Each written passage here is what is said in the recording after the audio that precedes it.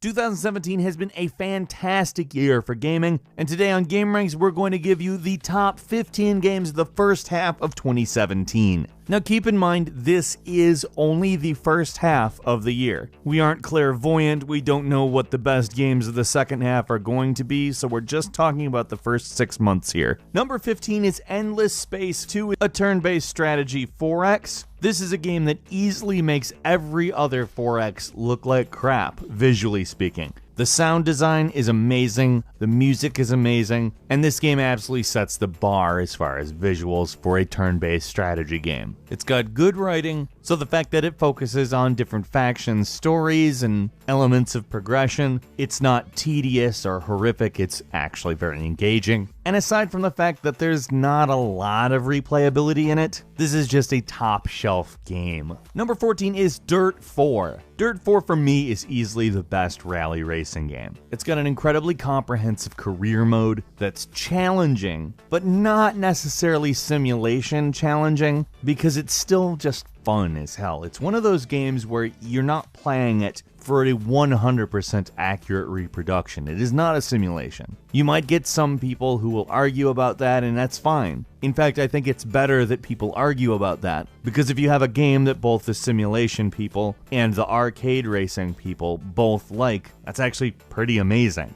And did I mention this is one of the best looking games, period. Number 13 is Injustice 2. Injustice 2 manages to take a game that was already incredibly good and make it flat out like the best. This is such a damn good fighting game, it's really impossible to say anything other than that. As far as single player goes, I have never had more fun with a fighting game. And not just because it controls so well, but it has an enjoyable and actually interesting story. Am I going to call it an amazing story? Maybe not so much, but it is a fighting game. As a fighting game, it is absolutely the best possible thing. Something that's very accessible and easy to pick up, but legitimately deep and very, very difficult if you want to get in on high level stuff. It doesn't even matter if you've ever seen anything from DC Comics, ever read one of their books or seen one of their movies, it doesn't matter. If none of that stuff ever existed, this would still be a worth it game. Number 12 is Tekken 7, which, despite not bringing a lot of new stuff to Tekken, it still brings you Tekken in all of its glory. Seriously, what a great game. This is the Tekken we've needed for a long time too, because it's been a while since we've had a really truly high profile Tekken game. I mean, the last mainline Tekken was 2009, and truly it's been in desperate need of an update. Now Tekken is just easily one of the best fighting games of all time. It's one of the big names for a reason, and there's pretty much no way not to enjoy this, especially since, well, we don't really have a Tekken on this generation of hardware. Or didn't, and now we do. And as far as I'm concerned, that's awesome. Number 11 is Sniper Elite 4, which, although it doesn't exactly have a massive amount of competition, is probably easily the best sniping game, but is in a lot of ways one of the best stealth games as well. It is a full-blown revamped stealth system, which improves in literally every way from the third Sniper Elite. And while the story isn't going to blow you away, you kind of already know what's going to happen and stuff. It's a World War II game. It kind of doesn't matter, because this is a massive sandbox-style sniping game that, despite being described in that way, isn't in any way a disaster, and on top of that, is a hell of a good time. Speaking of sandboxes, number 10 is Hitman, the complete first season.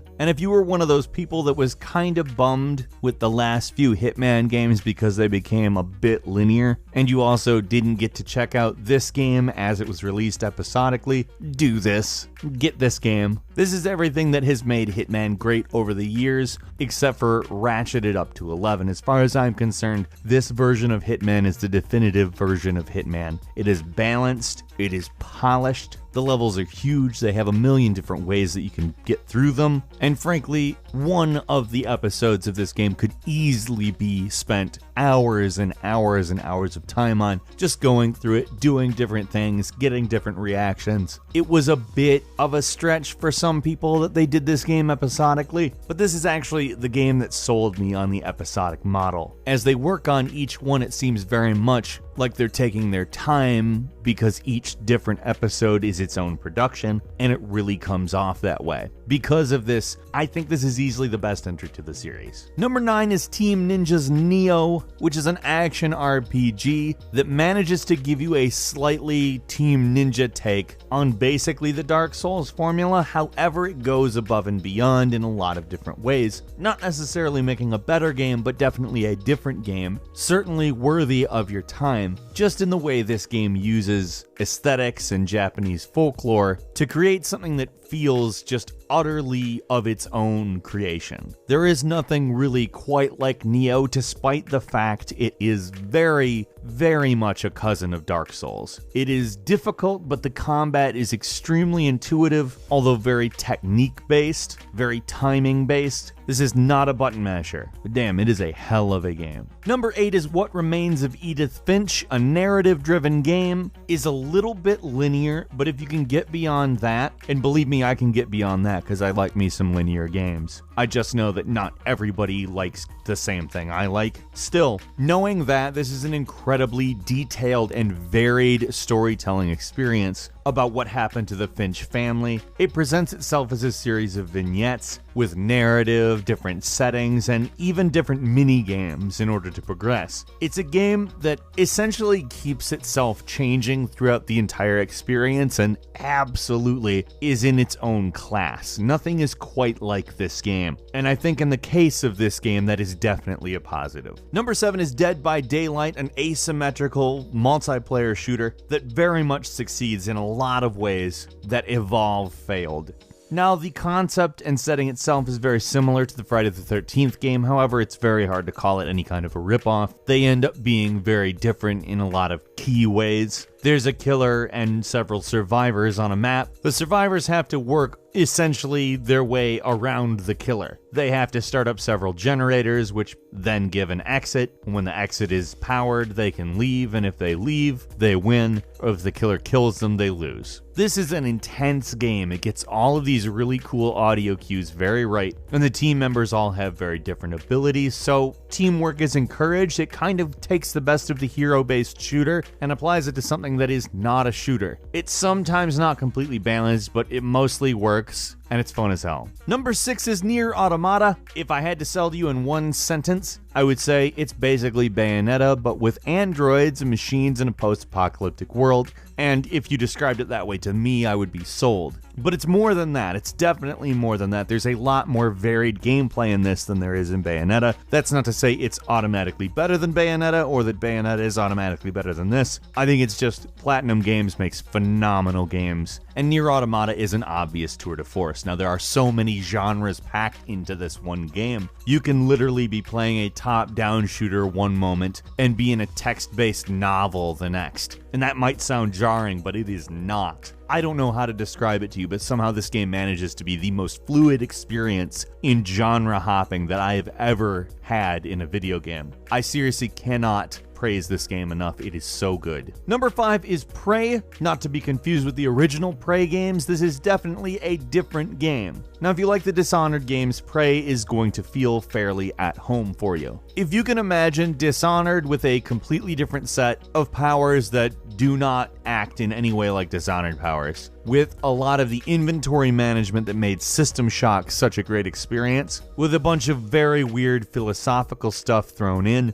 and an ending that may piss you off, it may not. I'm not 100% on that, but if I'm honest, it's just kind of all of the gameplay that makes me like this game. It's not really the story, because the story could literally just be an excuse to do all this stuff, and I think it would be fine, but it is actually a decent story, and I personally do enjoy the ending myself. Number 4 is Persona 5, which is a game that does everything it is supposed to do, only 10 times better than you even expected it to. The Persona series only gets better, and while I'm not going to sit here and say that every single thing about the story or its representation of certain people is perfect, I'm not one of those people. It's really hard for me to deny a game that is just developers at the absolute top of their game, telling a story that is fun, with perhaps the best battle system of the entire series. Everything about Persona 5 is just a triumph.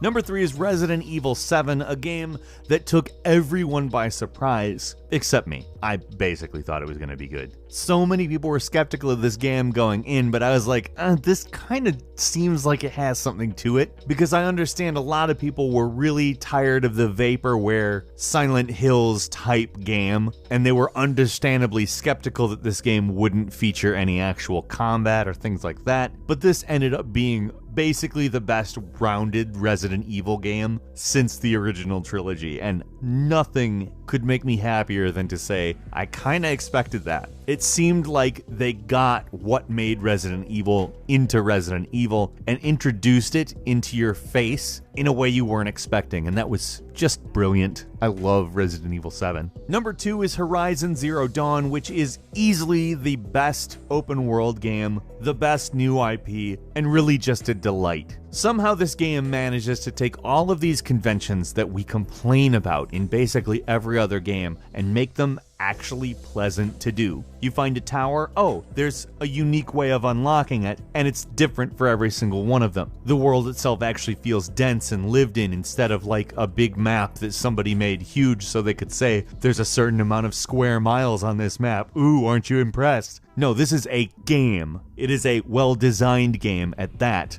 makes sure that you have something to pay attention to at all times. And in my opinion, that is absolutely what has been wrong with open world games all along. Horizon Zero Dawn gets it and gives you the kind of experience we should have had with every single open world game like this. I never thought I would say I liked a standard open world game this much, but I do. In number 1, we get into the less standard with Legend of Zelda Breath of the Wild. This is an open world game, but it gives the player a little bit more agency as to what happens within that open world. There is a story, of course, but it doesn't make you experience it any specific way. It essentially treats the player as somebody who will have emergent behavior, which is, in my opinion, very forward-thinking on the part of Nintendo. But although I will say it's not entirely perfect, still as far as Zelda goes, it is so far ahead, even futurist, in what it attempts to do. It knows where gaming's going, and it does such a great job of capturing that while not making you feel any sort of abandonment. It's still a Zelda game. It's still fun in that way. And I gotta say, as far as Horizon Zero Dawn and this game go, you have the standard and the non-standard, and both of them manage to be like the best open world games of the year, easily. For me, anyway. Couple of bonus titles for you. The Elder Scrolls Legends, which is a surprisingly great collectible card game, available on the PC. It's free to play. It's definitely worth your time. I'd say give it a shot, as well as Torment, Tides of Numenera, a game that continues the legacy of Planescape Torment and introduces it to Numenera. It's phenomenal. What were your favorite games of the year? Of course, we are interested. Leave it in the comments. If you enjoyed this video, please click like, and if you're not subscribed, now would be a great time to do so. We upload brand new videos every day of the week, and the best way to see them first is a subscription. As always, we thank you very much for watching this video. I'm Falcon. You can follow me on Twitter @FalconTheHero, and we'll see you next time right here on GameRanks.